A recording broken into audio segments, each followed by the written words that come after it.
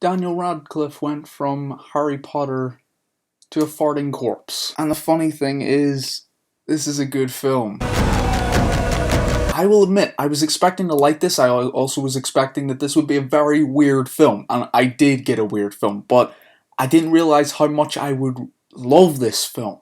This has so many nuances and metaphors towards life and living and how humans live, and you get to live this through Daniel Radcliffe and Paul Dano's characters. It's like Paul Dano's character Hank is trying to train Daniel Radcliffe's character Manny how to live, and he's a corpse. He's not really alive, but throughout the film you get the liveliness and the happiness and the different emotions coming out of this character. I mean, it's almost like Manny is a child and he's relearning everything that is to live, and learning about the things that suck about living, the things that are great about living, and it's the way it's told is beautiful, from the cinematography to the montage clips. Manny has these special powers where he's almost like a multi-purpose tool where he can do anything. He has these special powers. He can fly, he can be like a jet ski and float through the water. And this all started whenever Hank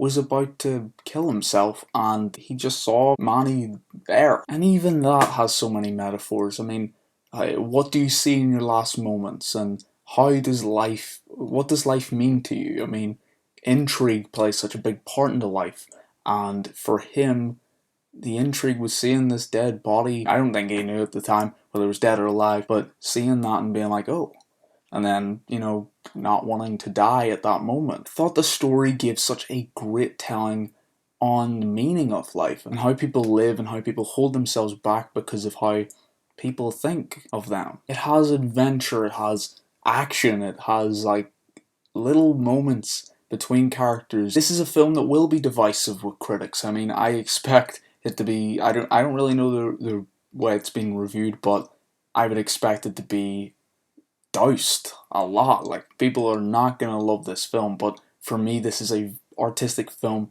that works and that gives both great performances, but also it's a weird film that doesn't really have an explanation. It doesn't really make sense, but it doesn't need to make sense. There's a couple that exist, but they're not in my mind at the moment. But this did something for me that was so refreshing for film, and just sometimes you don't need to have an explanation for everything. I feel like some films, that's where they fall short, is when they try to over-explain every single detail of their film and leave nothing for the viewers to wonder about.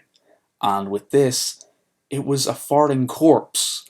How is that possible? And the thing is, it just is. And Swiss Army Man made me think about life and how we perceive life and how most of us ultimately want that happiness. And through the metaphor of people not liking other people farting in public, that told a lot for me of people just oppressing things because they're scared of what other people will think. This film is honest, brings up great points about the safe haven of imagination, about loneliness, resilience, obsession, and desperation. Okay, so that's the end of the philosophical segment of the review. I just had to boom, go at it, because it's one of those films that did something for me that I really appreciated. I appreciate its profoundness. So moving off that, it took me a while to get into this film. It took me maybe 15-20 minutes to really engage in this film, and it grew on me as time went on, and it got better and better, and the story progressed, and by the ending I feel like I was satisfied by how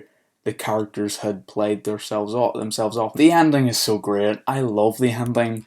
I won't spoil it, but it's really beautiful. I love it. Even though, you'll be like, what? How's that? It's really nice.